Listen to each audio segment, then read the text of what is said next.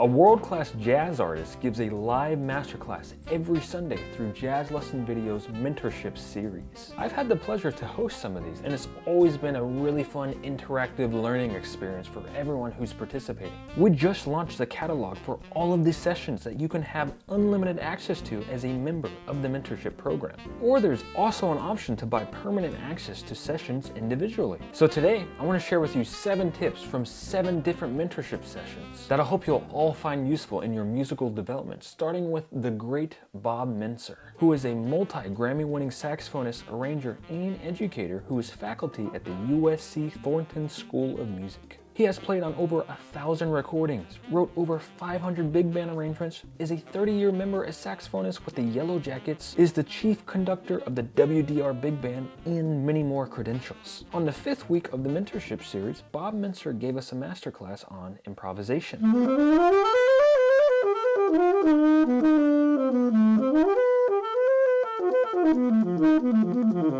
And one of the highlights was where he explains why he practices classical excerpts and how he carries over those classical elements into a jazz setting.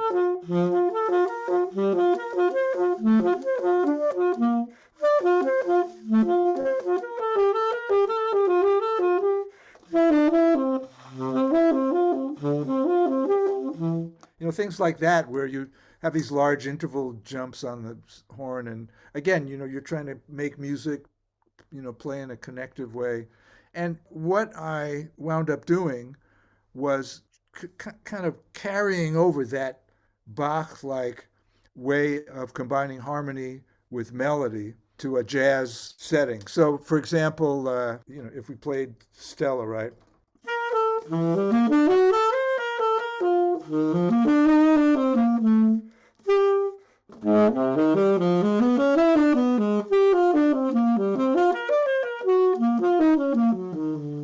You know, so I'm integrating, I'm playing melodically, but I'm hopefully, you know, kind of selecting the notes that set up this, you know, colorful jazz harmonic palette. I thought that was very fascinating. Thank you, Bob Mintzer, for all that you do. The next tip is by the great Cheryl Cassidy, a saxophonist, flutist, and educator who is prominent in the New York and Chicago jazz scenes. She's appeared on The Today Show, Good Morning America, The Colbert Show, earned a full scholarship to Juilliard, performed with the best like Wynton Marsalis and Roy Hargrove, and is a current member of the Dizzy Gillespie Latin Experience.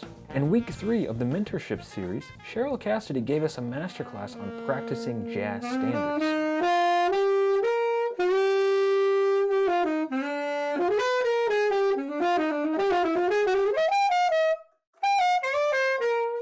One of the highlights was where she discussed one of her methods of practicing that ultimately comes from Charlie Parker himself. The method that I'm going to touch on today is a method I learned from Vincent Herring, who learned it from Phil Woods, who says he learned it from Bird.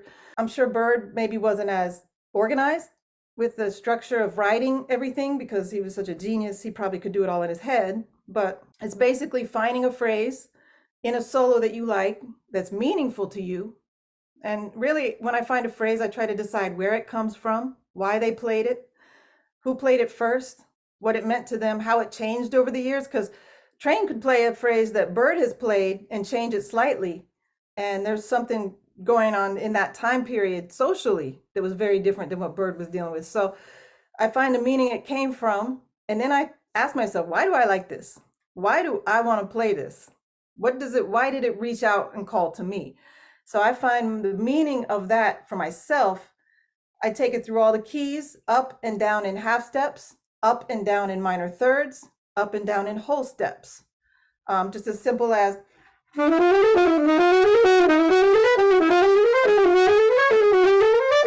know, and so on. It's just a real simple 2/5, but going up in half steps, no resolution, because I don't want to be tied to a resolution. I don't want to be tied to ornaments either.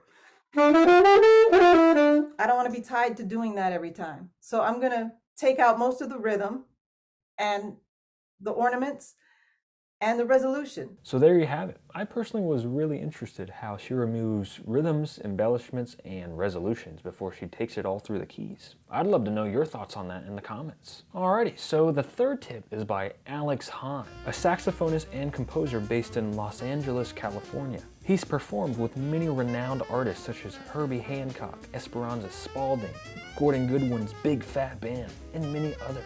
He's also recorded on Michael Bublé's last 3 Grammy-nominated studio albums. In week 35 of the Mentorship series, Alex Hahn gave us a masterclass on the art of transcribing, where he shared his full process of how and why he transcribes a solo and what he does afterwards.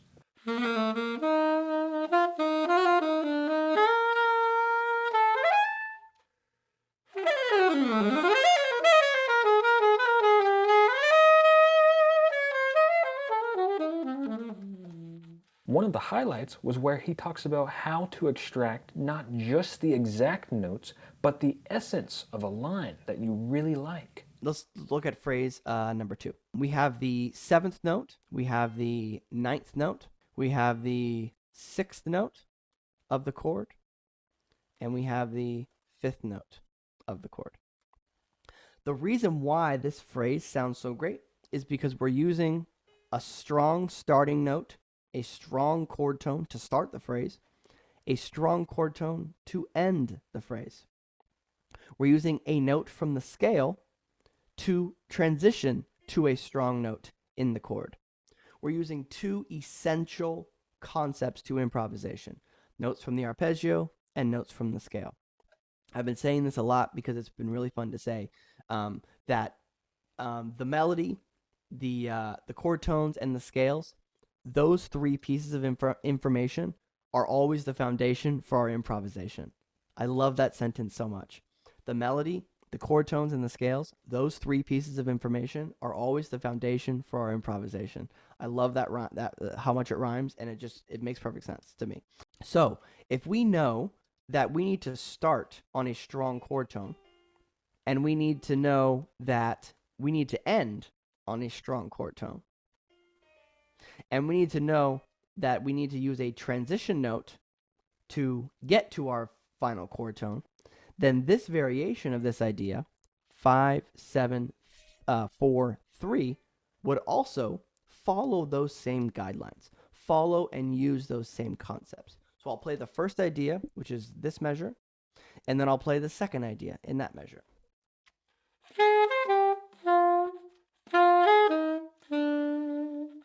Again, a great sounding phrase that we were able to reconstruct because we understood how it's constructed. Afterwards, I actually texted Alex Hahn on how thought-provoking I found this, and he responded, "It's the best way to incorporate vocab you transcribed into your playing and make it your own. Otherwise, it's regurgitation and not improvisation." Again, would love to know your thoughts in the comments. Awesome! So the 4th tip I want to share with you all is by Cecil Alexander, a guitarist, composer, and arranger from Michigan. First place winner of many notable jazz competitions and one of the 3 finalists in the 2019 Herbie Hancock Institute of Jazz International Guitar Competition. Cecil tours the world with various artists and is already faculty at the Berklee College of Music at just 28 years old. In week 29 of the Mentorship series, Cecil Alexander gave us a class on soloing over post-bop tunes.